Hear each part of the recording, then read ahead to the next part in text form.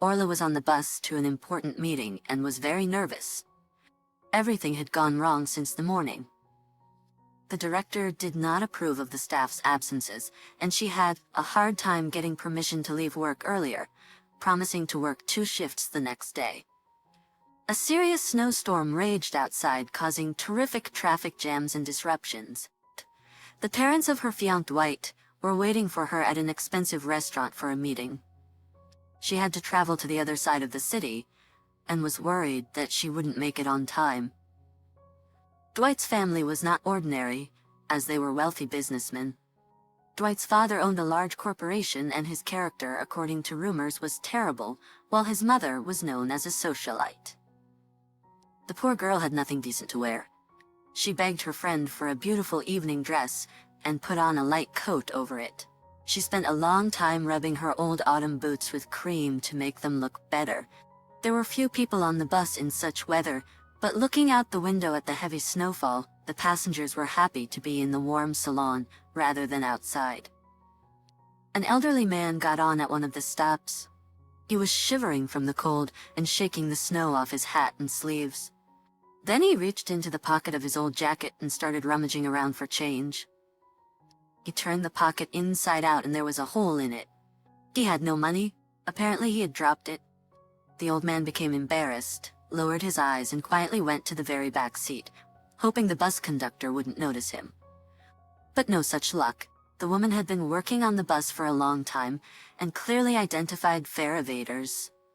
She watched the elderly passenger closely, and as soon as he sat down, she immediately ran over to him and asked loudly, "Sir, please pay for your fare." "Do you have a card or cash?" The old man blushed and mumbled, "Sorry, I dropped my money. There's a hole in my pocket. Look, please, can I ride 5 stops for free? Please? And it's snowing so heavily outside. I won't be able to walk.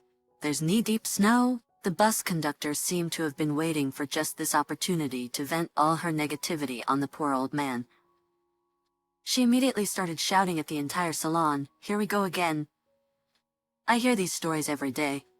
Either you pay or get off at the next stop. What nerve! Don't you have any shame? You're already at an age, and yet you're still doing this. Everyone tries to ride without a ticket." Suddenly, Orla felt sorry for the poor old man, and couldn't bear to see him being scolded. "I couldn't stand it any longer." She approached the conductor and said, "Please don't shout. Don't kick him off. I'll pay for his ticket. Here, take it. Let him ride. It's cold and snowy outside. How is he supposed to walk?" The bus conductor punched his ticket, grumbling as she handed it to Orla. "Oh, what a kind person you are." Orla sat next to the old man, and he began to thank her with tears in his eyes. "Thank you so much. My name is Greg Savito. I didn't expect such a blizzard to start. It was sunny and quiet in the morning, and I'll pay you back the money. Don't worry, I have money at home. I don't know how I didn't notice the hole in my pocket." Oh, my heart started aching now. I guess because of stress. Orla immediately took out a tablet from her purse, which she always carried with her, as her mother had heart problems, and gave it to the old man. "Here, put it under your tongue, and let it dissolve. It will calm you down. My mother constantly has it. You know what? I'll ride with you and see you home. Just in case. It's such a blizzard outside, I'm afraid you won't make it home alone. By the way, my name is Orla." The old man looked at her gratefully, and began to dissolve the tablet. "Thank you so much. You hardly ever meet such kind people like you, Orla. Many people don't care about their own elderly relatives, let alone strangers. Please forgive me, I've imposed on you. You probably have your own things to do." "It's even embarrassing, really." Orla waved her hand. "Well, actually, yes, I'm going to an important meeting. They're already waiting for me, but never mind. A person's life is more important. I hope they'll understand me." The girl had passed her stop and got off with Mr. Savito, helped him get to his apartment, and only then calmed down and ran back to the stop to finally get to the restaurant. The phone still wasn't working, and the connection was still missing in such nasty weather. As a result, Orla was an hour late, and she entered the restaurant all wet, red with snow which mercilessly blew in her face. Her makeup was smudged and runny, and there was no trace of the beautiful hairstyle. She started apologizing. "Good afternoon. Excuse me please for being late. Unforeseen circumstances. I had to help the elderly man get home safely due to the snowstorm. He wouldn't have made it on his own. I'll be right back. Quickly clean up and return to you. Dwight's mother looked displeased at her watch and criticized the tardiness. It's inappropriate to be an hour late, especially when respected people are waiting for you. Are waiting for you? Who knows what might happen next? It was clear to her that the girl was not well versed in good manners. Dwight ran after Orla and started scolding her in the foyer for being late. Orla, what are you doing? My parents are furious. We agreed to meet at 3. Where have you been? It's really inappropriate to be so late, and it's considered bad manners in polite society. Orla tried to justify herself. I didn't do it on purpose. You are lucky. You can get in your SUV and have a ride. Warm, beautiful, and comfortable, and I had to take the bus across the entire city. I even helped an old man. I couldn't just leave him in trouble. My mother has heart problems too, and I know how it can be dangerous. Dwight waved his hand and responded, You're always like Mother Teresa. Someone else would have helped. Alright, hurry up please. Dwight's mother, Laura, was not thrilled with her son's choice. She did not approve of the fact that her son, Wazan, was involved with a simple waitress, living in a shabby apartment with his sick mother. Dwight's father was a resourceful man who made a quick and dizzying career rise 2 years ago, becoming a respected and wealthy businessman. Despite many city dwellers being unaware of where he got such a huge starting capital, his success was undeniable. Mr. Chester had long ago picked out a profitable partner for his son, the daughter of the head of their business partner, Julia. He dreamed of merging companies, and marrying his son would be the best solution. However, Orla appeared out of nowhere and messed up all the plans. This is why Dwight's parents wanted to get rid of her so badly. That's why they arranged this meeting on their own initiative, especially in an expensive restaurant, and ordered the most exotic dishes, oysters, lobsters, and Japanese fish. They were sure that this country girl had no idea what they were called or how to eat them. They hoped she would be humiliated in front of everyone, and their son would leave her himself, and everything turned out as they had planned. Orla sat there, red as a boiled lobster, and only drank water. She didn't know how to use tongs and skewers to cut the lobster, and she didn't know what to do with oysters either, as they didn't serve such delicacies at their cafe. In addition to Dwight's parents, family friends, equally pretentious snobs, sat at the table. Against their background, Orla looked like a poor orphan. Dwight, for some reason, was sitting across from her, not next to her. Suddenly, Laura sarcastically, Orla asked, Baby, why aren't you trying anything? The oysters are fresh, and I highly recommend them. Or do you not like seafood? The girl blushed even more and responded, Well, I don't like it much. And I've eaten at home. The future mother-in-law continued to mock her, saying, Well, as you wish. Tell me, Orla, where are you studying? What university? What faculty? Or are you already working in your profession? Because my son is silent and I can't get a word out of him, and we're interested in knowing with whom Dwight plans to tie his fate.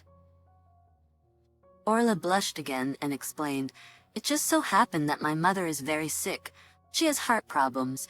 She needs an expensive operation to replace the valve. So after finishing school, I had to work to help her. I'm currently working as a waitress in a cafe, and I'm also a courier on weekends. But as soon as my mother gets better, I plan to go to college, to the pedagogical faculty, because I love children very much.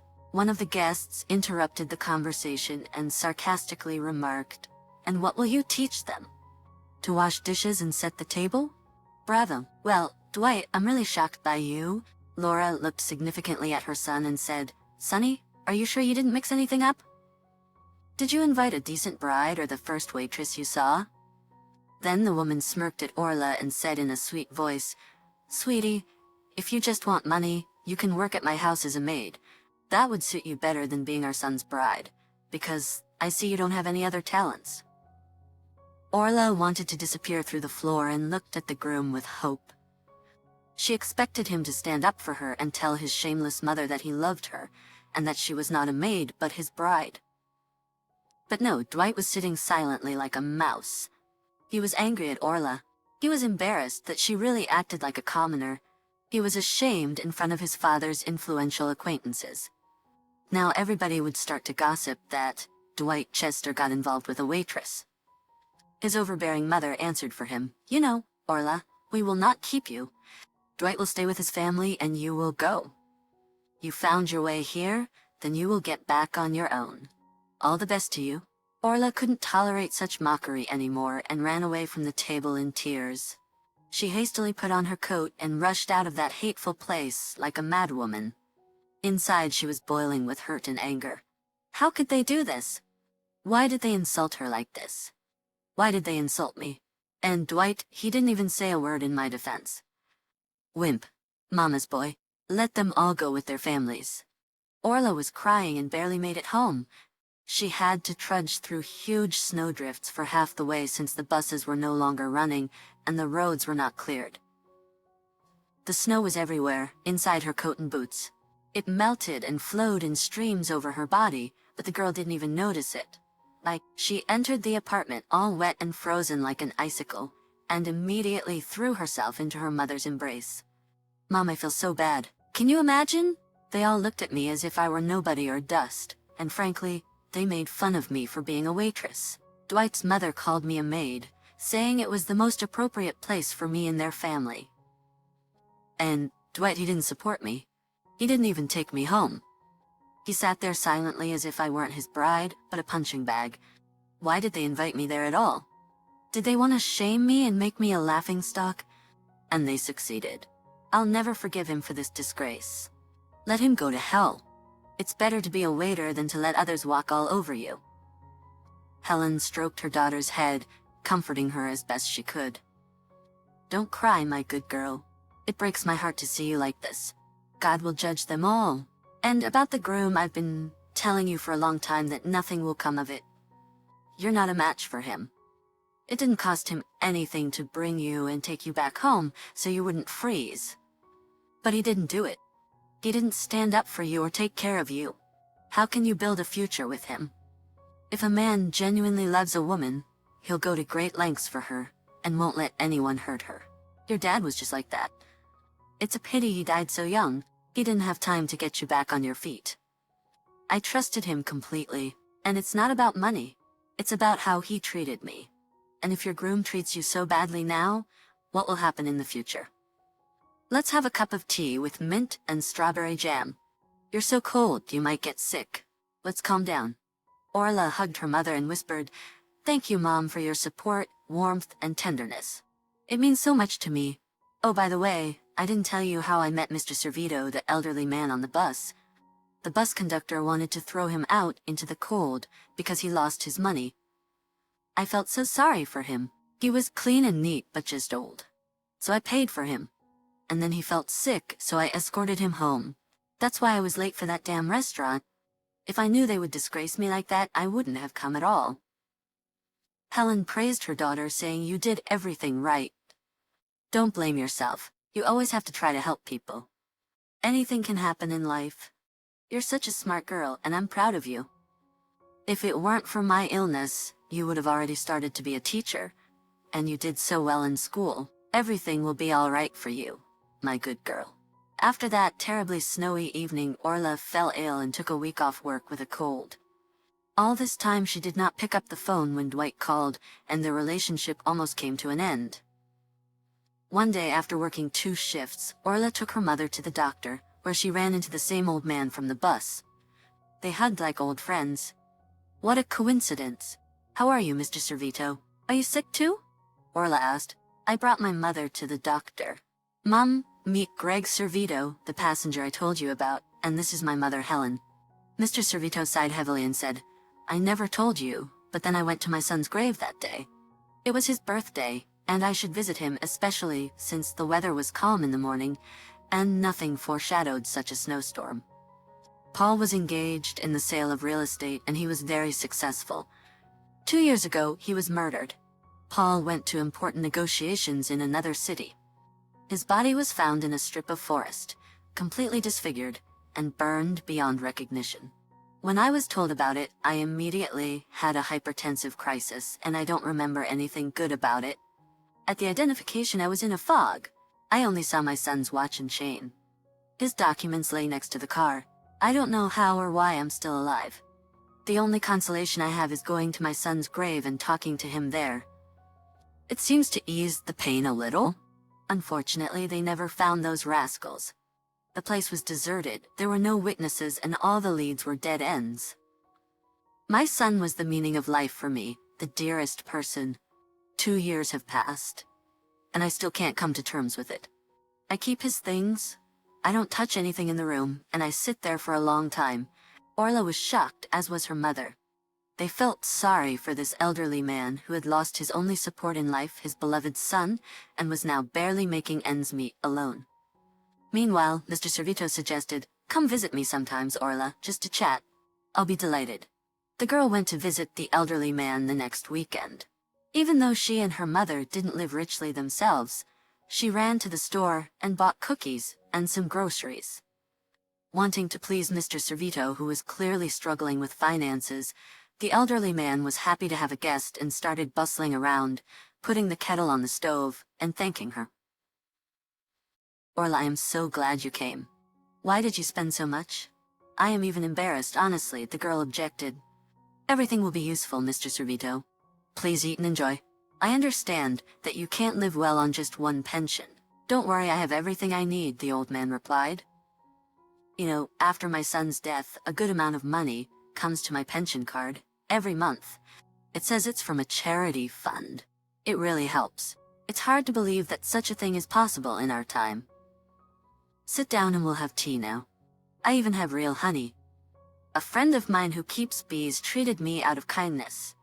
Orla spoke with Mr. Servito for a long time, and he showed her a photo of his deceased son. The girl looked at this pleasant, smiling young man, and she couldn't believe that he was no longer alive. He was only 30 years old. The old man discussed his life, and it was clear that he missed communication a lot. "By the way, I am a teacher by education. I taught mathematics at the university all my life. Many people still remember and know me, and my wife Tammy worked as a saleswoman. She had a talent for trading. We met when I came to buy vegetables and fish. She advertised everything to me so much that I left with a huge bag. I immediately liked Tammy. She was like Thumbelina, small with a laugh like a bell and mischievous curls on her head. We lived soul to soul and we hardly ever quarreled. But God didn't give us children for a long time. At first we were worried and we ran to the doctors. But what was medicine like then? They just shrugged their shoulders.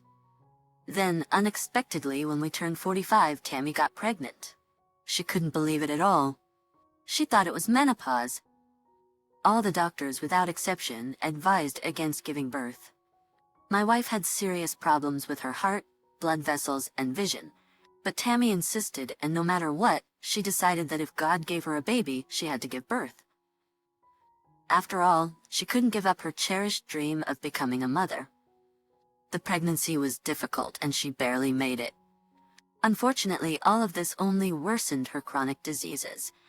Our son was growing up, and my wife and I cherished him with all our hearts. But my wife was getting sicker and sicker. She often stayed in the hospital, and her condition kept deteriorating. And when our son Paul turned 10, she passed away. 10, my beloved Tammy passed away. I grieved and suffered, and my son missed his mother. It felt like someone had cut off my arm or leg. That's how close my wife and I had become. Right before she passed away in the ICU, my wife told me, "You know, Greg, if everything could be changed, I wouldn't change a thing. Paul is the greatest joy of my life and I have no regrets. Remember that. Take care of our son and do everything to make him happy. I love both of you so much." After she said those words, I cried all night. I kept thinking, why did this happen? Some people have 5 children and nothing happens to them. And here we are with just 1 child, and her health was shaken a lot. My son and I started living alone. I noticed that Paul had a commercial streak in him which had manifested in small things since childhood. It was probably something he inherited from his mother. I decided to send him to study business and management, and it paid off. He graduated from the university with honors and started developing his business. He began with retail, opening a couple of booths, and then slowly started expanding. He began to deal with real estate, buying broken down apartments, fixing them up, and then selling them at a good price, or renting them out. With time, he even opened an agency. He didn't waste money on trivial things and invested everything in his business. And 2 years ago, he was about to meet with one of his partners for a very risky deal. He was going to sell his entire business and invest in a new venture. I tried to dissuade him and asked him to think it through, but he didn't listen to me. And after my son's death, his business also fell into the wrong hands and I was left with nothing. Are you planning to get married? I asked him. Such a beautiful and kind girl can't be alone for long. Do you have a fiancé? Sad. Everything fell apart with me and my fiancé. We're from different worlds. I'm just a waitress, and he's the son of a businessman. We met by chance when he dropped his wallet at the bank, and I returned it to him. He was very surprised, saying that such things don't happen in our time. I immediately liked Dwight. He was my first love, and he wasn't a snob. We were comfortable together, but his parents apparently thought differently. They held a meeting for me, specifically in a fancy restaurant, just to shame me, and Dwight just sat there like a statue and said nothing. I can't forgive him for that. And that's how we fell out. Am I to blame that my mom is sick and needs surgery? And where am I supposed to get the money? I had to work instead of going to college. Even though I dreamed of becoming a teacher, I believe that I'll save enough money to go to college, even if it's a couple of years later. Mr. Savito just raised his hands. You're such a wise and intelligent girl, Orla, beyond your years. You're doing everything right, and don't worry about your fiancé. That just means he didn't really love you. Otherwise, he wouldn't have let you go. They talked for a long time, and when Orla was about to leave, she suggested they visit the grave together the next time. The elderly man was delighted. Of course I'll be glad. Thank you for everything, Orla. I was so lonely after my son's death, but now I've met you and your mother, and it's easier on my soul. It's nice to have someone to talk to. The following weekend, Orla and Mr. Savito went together to Paul's grave, just as they had planned. The cemetery was deserted, especially in winter. The silence was eerie, and the only sound was the snow crunching under their feet. And suddenly, from a distance, they saw a tall man standing near Paul's grave. He had his hands in his jacket pockets and he was wearing a hood. Mr. Savito began to move faster. Something subtly familiar seemed to him in the figure of that man. As he got closer, he asked, "Hello, who are you? Did you know my son? Tell me, I beg you." The man threw back his hood sharply, revealing a deep scar on his cheek. It was Paul himself, alive and unharmed. Mr. Savito could only whisper, "Oh my God, my son, I can't believe my eyes." "You, but how?" And the elderly man fell unconscious right into the snow. Orla and Paul rushed to help the elderly man. They rubbed snow on his cheeks and unbuttoned his jacket collar. Thankfully, Mr. Savito began to come to his senses. Seeing his son, he crossed himself and cautiously touched his hand, exclaiming, "You're really alive? Paul, my son. But then who has been lying here for 2 years? Whom did I mourn? Whom did I bury? How did this happen? Where have you been all this time?" The man hugged his father, held him close, and stood there for a long time. Tears flowed down his cheeks as he whispered, "Forgive me, Dad. I couldn't let you know about me earlier, no matter how hard I tried. But I missed you so much. Let's go home. We'll talk about everything there." It's a very long story. Orla felt uncomfortable and thought it was a family matter. "Well, then I'll go. You probably need to be alone together." "I'm not needed here." But Paul stopped her. "No, Orla, you should be here. And soon you'll understand why. Don't be surprised. I know your name. I've been following my father's life from afar. What I'm gonna tell you concerns you directly." The girl wondered how the lives of complete strangers could concern her, and Paul began his long and convoluted story. "Remember, Dad, on that fateful day I went to important negotiations. I was planning to have a new partner. At the gas station, one guy, slim and quiet-looking, asked me for help anyway. For some reason, he sat behind me. I told him, 'What are you doing? It's uncomfortable back there. Sit in the front.' But he only waved his hand and said, 'I want to take a nap. I haven't slept all night.' On the way, we were passing a grove, and my companion Igor asked to stop. His stomach was cramping and he couldn't bear it. So I turned off the road, drove into the woods a little and turned off the engine. And then that scoundrel attacked me from behind with a rope. I still have a scar from that. At first I struggled, but then the light went out. That's it, I don't remember anything else. I woke up a couple of hours later on the wet ground. Blood was pouring from a wound on my side. I was all beaten up and moreover a bunch of pine brush was on me. He buried me there alive. I thought I was dead and such anger came over me. No, I thought, I won't die for anything until I find out who did this to me. I started to crawl out of there somehow, not knowing where, all night through excruciating pain. I lost consciousness several times, then came to and crawled again. In the morning, a big dog ran up to me and started to howl strangely. I thought for sure that my end had come now. I closed my eyes, lay there afraid to move, and prayed, Lord help me. And then the gamekeeper ran up to me on a dog's howl, threw me over his shoulder, and carried me to his hut. I begged him, don't take me to the hospital. They'll find me there and finish me off. If I die, bury me in the woods, please. And I lost consciousness again.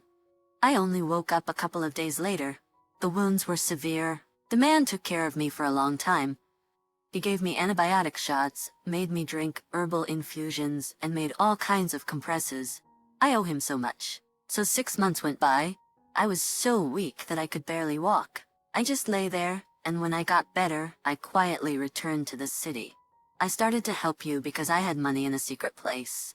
I was always thrifty, saving up, and it was helpful. And here's what I found out.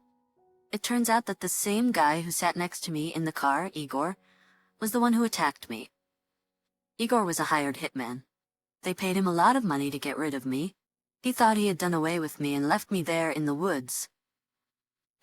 But the guy was very greedy for money, so he took everything from me, down to the last thread, and put on my watch, my gold chain, my leather jacket, and of course he took my wallet with money. And he decided to transfer the car to another place, farther away to cover his tracks. But he didn't count on one thing. His customer himself was following us. He wanted to make sure the job was done, and also to get rid of the performer, so as not to pay him, and so that there were no extra eyes and ears. Orla couldn't resist and asked, so who was the customer? What kind of monster would do something like this? I just can't wrap my head around it. Paul raised his finger and replied, the customer, Orla, was Michael Chester. He was supposed to be my new partner, but he tried to kill me, took over my business and assets, and lived like a king. I did all the research. The girl even paled and said, it can't be, he's Dwight's father. Are you sure about this, Paul? The Chesters boast about having a model family and being businessmen from high society. They humiliated me. They said I'm not on their level. Did Mr. Chester really resort to murder? Paul sadly smiled and said, he isn't a respectable businessman at all. I didn't know about it at the time, but he offered me an attractive project to work on together and I fell for it. I was taken out and he took it all for himself. Then he went up very fast with my money. I gathered all this information bit by bit, and I already have a whole folder of evidence. All that's left is to dramatically come back to life and force this scoundrel to confess, and then go to the police with it. Mr. Servito just shook his head and said, what a terrible man with a black soul. How can one live peacefully, knowing that he's involved in the deaths of 2 people? You're right, son. We can't leave it like this. He must be punished for all his actions. I know how, said Orla. I'll go straight to his office and say that I have an important conversation to have about me and his son. And then I'll hint that I saw Paul alive and well and I know everything. And I'll turn on the recorder and see his reaction. After that, we'll go to the police. Mr. Servito waved his arms and said, no, Orla, don't do it. Please don't get involved in this terrible story. It's very risky. You could be in danger, as such a type won't stop at anything. But the girl replied sharply, these people offended me for no reason. They made me a victim of their greed and cruelty. I won't let them get away with it. They made fun of me and my fiancé, even turning away. I couldn't stand by and do nothing. I wanted to look into his eyes. Orla said, thank you for your involvement. You're a very good, kind, and open-hearted girl. But I can't let you take any risks. I'm categorically against this reckless idea. I haven't revealed myself for so long for nothing. I've been gathering evidence. So even without Michael's confession, I still have enough evidence, and the scoundrel will get what he deserves. If the police start dragging their feet, I'll go to the prosecutor's office. I won't rest until Michael Chester is behind bars and I restore my honest name and get my capital back. I earned it all with my own sweat. Thank you very much for helping my father back then, for supporting him. We'll still be friends, but I'll deal with everything first. Paul took on the case with great enthusiasm. He was very lucky that this difficult and convoluted case fell into the hands of an experienced investigator. He didn't take bribes and did his job conscientiously. He was a very thorough and persistent police officer. He insisted on a confrontation between Paul and Michael because the businessman denied his involvement in the story. When Paul walked into the investigator's office, Michael's face changed beyond recognition, as if he didn't believe until the very end that Paul had really survived. He saw with his own eyes how Igor killed him with a knife.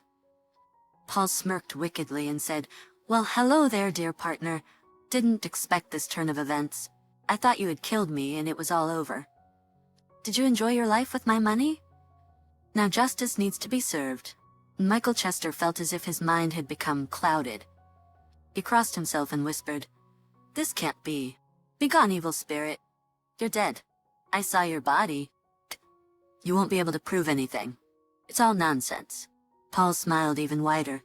"You're not all-powerful. My people will testify in court and confirm that you illegally appropriated the business. And the hunter who found me in the woods is already giving testimony. Why did you need all this? Was it all just for money?" Michael suddenly grinned. "You won't prove anything. I won't sign anything. My lawyers will still release me." Then followed long trials and investigations. In court, the gamekeeper and his wife gave testimony, as did a few loyal employees who did not sell out to the new owner and knew about his dark deeds. The court hearings lasted several months. The meticulous investigator, like a bulldog, clung to Michael Chester and dug up many interesting facts, in addition to this bloody case. In total, Michael Chester was sentenced to 15 years with the confiscation of all his property and stolen business, which was rightfully returned to Paul. Mr. Savito cheered up after his son returned alive. He even looked a little younger. Life had meaning again. Orla continued to work diligently, collecting all the money for the operation. Her mother's condition worsened and she was admitted to the cardiology department.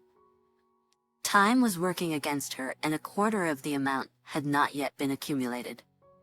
The girl was already on the verge of despair. She was thin, sleep-deprived, and torn between work and visiting her mother in the hospital, trying to cheer her up. One day, she was just finishing her shift at the cafe when she unexpectedly received a call from the hospital. The girl's heart sank and seemed to stop altogether. The thought raced through her head. Is it all over?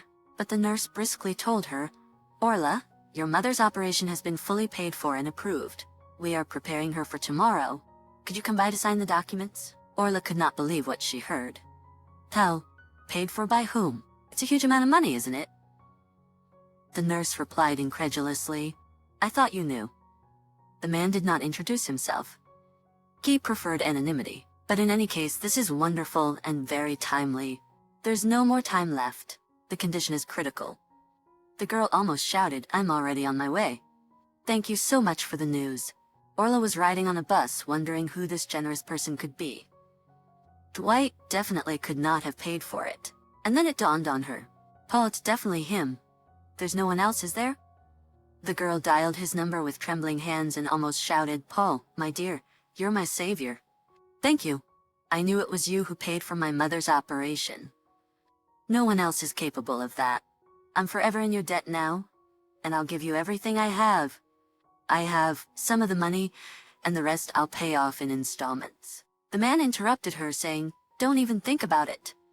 Your money will still be helpful for your mother's rehabilitation. You don't owe me anything. This is from the bottom of my heart. I wish your mother a speedy recovery.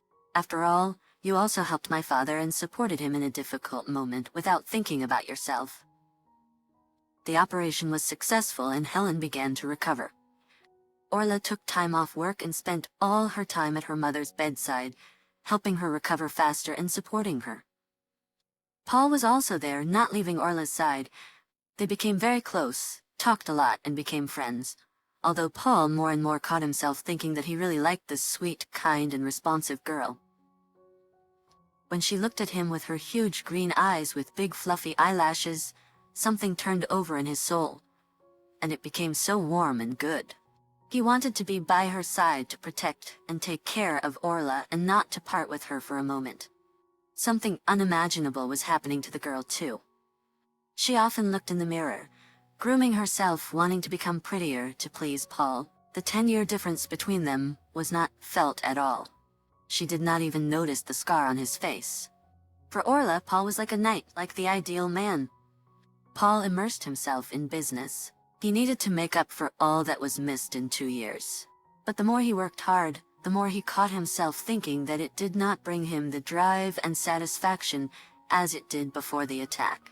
Now, after meeting with Orla, he wanted only one thing more than anything else in the world: to have a strong family, to have children, so that not only his father, but also a beloved and loving woman would be waiting after work. Orla finished her shift at the cafe, exhausted beyond belief. Her legs were still buzzing. Suddenly, Paul entered the cafe with a huge, beautiful bouquet of crimson roses. He approached the stunned girl and handed her a bouquet. "This is for you, Orla. You are as beautiful as these roses," he said. "I realized that I couldn't live without you. I want to be there for you and always support you. I love you. Will you marry me and be my wife?" Orla was speechless, tears streaming down her face. She just nodded in agreement. Then Paul approached her, took her hand and gently kissed it, holding her close like the most precious treasure. Visitors and co-workers applauded. It was so sincere and touching. Orla quickly changed into something more comfortable and got into the car with Paul. She breathed a sigh of relief and enjoyed stretching her tired legs. "You won't work here anymore starting tomorrow, and no more side jobs," Paul said. "You'll ruin yourself like this. I want you to study, get the profession you dream of, and enjoy life instead of exhausting yourself. And don't worry about money. My earnings will be enough for everyone. What would you like to study?" Orla looked at Paul with gratitude and said, "I love children very much and would like to become a teacher or educator. It's restful for me to be with kids." "Thank you, Paul. You're like a good wizard who entered my gray life and fulfilled my most cherished and unfulfilled desires. You're the one I want to spend the rest of my life with." Best, the man was very pleased with such warm and sincere words. His heart beat faster, and he said decisively, "Tomorrow we're going on a yacht ride on the river. I promise a sea of positivity. I've come up with such a route, and the nature there is wonderful. You'll definitely like it. Besides, the weather is just perfect. It's a sin to stay at home." Orla spent a long time getting ready, anticipating her meeting with Paul. She wanted to please him. She put on a light, long flowing dress made of weightless fabric, let her long hair down, and put on summer sandals with ankle ties. Paul was waiting for his now fiancée at the pier at the yacht club. His heart skipped a beat when he saw Orla from afar. She looked like a princess, fresh, beautiful, and impossible to take one's eyes off. The man had prepared everything carefully. The table was already set on board the yacht with champagne, light snacks, and fresh, fragrant strawberries. Pleasant romantic music was coming from the speakers, and the couple set off on a romantic journey. It was unforgettable. Orla felt like she had stepped into a fairy tale. They chatted happily, drank champagne, admired nature, and passionately kissed. And then Paul couldn't resist. He picked up his beloved in his arms and carried her to the cabin. Orla surrendered, and they were caught up in the whirlpool of passion. Paul, unlike her ex-fiancé Dwight, didn't promise her gold mountains or read poetry. He simply did everything that day to make her happy. He proved his love with deeds, and it was worth it. From that day on, the couple never parted for a moment. Orla quit her job at the cafe and entered the college to the pedagogical department. Finally, her dream came true. She enjoyed going to lectures and taking exams and soon became one of the best students in her class. Paul decided to buy a house outside the city and move everyone there. There was plenty of space, and everyone had their own room. Mr. Servito and Helen became friends, loved to talk about life together, and even arranged a small garden and flower bed so they wouldn't be bored. They were both happy that their children's destinies had intertwined and that Orla and Paul were now together. Orla was absolutely happy because Paul became everything to her: husband, father, and friend. He was the wisest, most understanding, and best in her eyes, and for Paul, Orla was like his muse. He couldn't live without her, like without air. As for Dwight, after his family was sent to prison with confiscation, he and his mother ended up on the street without a penny. All their cards and accounts were blocked, and the so-called friends and acquaintances from high society immediately disappeared and wanted nothing to do with the impoverished family with a tarnished reputation. The guy had to urgently find a job to survive, but what was he good at? What was he worth on his own? It turned out that without an influential daddy, he was nobody, zero, and not fit for life at all. They rented a modest apartment on the outskirts with the remaining savings, and now the mother was mercilessly berating Dwight, demanding that he come up with something. The woman was used to luxury and wealth, and now it was unbearable for her to languish in poverty. But nobody would hire Dwight without experience, and after the story about Paul's resurrection and Dwight's father's involvement in the murder, all doors immediately closed, often without explanation. Dwight often remembered Orla, regretted that he had embarrassed her so much, did not support her, and yet she loved him for who he was, not because of his money or his father's position, but sincerely from the heart. And the guy couldn't take it anymore. He broke down and started drinking, at first sporadically, then more and more often, making ends meet with occasional odd jobs and leading a miserable existence. From a self-confident, brutal, handsome man, there was no trace left. Now he was just a common laborer in a shopping center or at a market, wearing a cap, cheap jeans from the sale, and a t-shirt. One day Dwight was unloading a truck with furniture. Sweat was pouring into his eyes and his back was breaking. He caught a glimpse of a couple entering the shopping center, out of the corner of his eye. A solid man in an expensive suit, about 35 years old, and a young beautiful girl in a stylish dress, were chatting happily about something. The girl seemed painfully familiar to Dwight, and it hit him. "This is Orla, my ex-fiancée. My God, how she has changed and become so beautiful. From a simple girl to a beautiful princess. Lord, what a fool I was. How I would like to be in her partner's place. To cuddle her like before, smell her hair and say those important words.